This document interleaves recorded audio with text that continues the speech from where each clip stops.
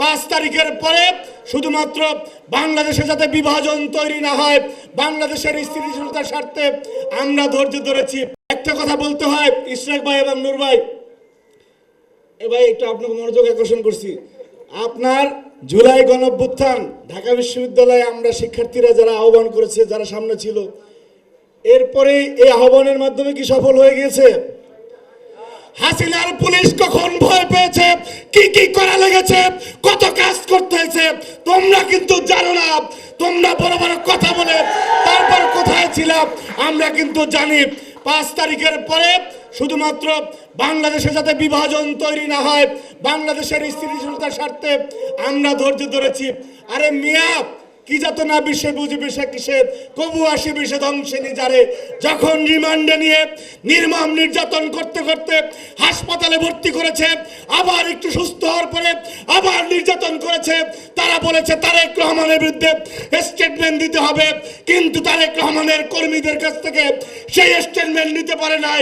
আর সেই তারেক রহমানকে নিয়ে বাজে কথা বলো, তার সন্তানকে নিয়ে বাজে কথা বলো, কেন চুপ রয়েছি বুঝতে পারতেছে না।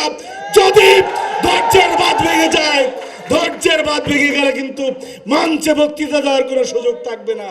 সুতরাং বাংলাদেশের স্থিতিশীলতার স্বার্থে তারেক রহমানের বডি ল্যাঙ্গুয়েজকে ধারণ করে উনি কি চাচ্ছেন, উনি বাংলাদেশকে এগিয়ে নিতে চাচ্ছেন, উনি বাংলাদেশের স্থিতিশীলতা চাচ্ছেন।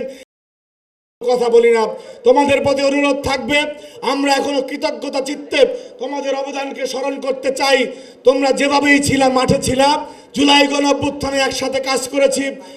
তোমাদের প্রতি অনুরোধ থাকবে, যেই অপশক্তি ইতিহাসের বাঁকে বাঁকে বাংলাদেশের বিরোধিতা করেছে, যেই অপশক্তি জুলাই গণঅভ্যুত্থান পরবর্তী সময়ে বিভিন্ন ন্যারেটিভ তৈরি করে বাংলাদেশে গণমানুষের সরকারকে প্রতিষ্ঠিত হতে দেয় নাই, দিতে চায় না, যেই অপশক্তি এখন পর্যন্ত বিদেশি প্রেসক্রিপশনে বাংলাদেশে একটি অস্থিতিশীল পরিস্থিতি তৈরি করতে চায়, সেই জামাতের প্রেসক্রিপশনে নাসিরউদ্দিন পাটোয়ারিরা আবল তাবল বইল না ভাই, সামনে কিন্তু বিপদ আছে।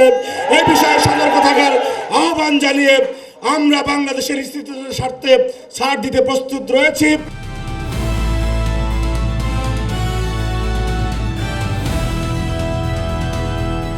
দিনাজপুর টিভি, মানুষের জীবনের কথা বলে।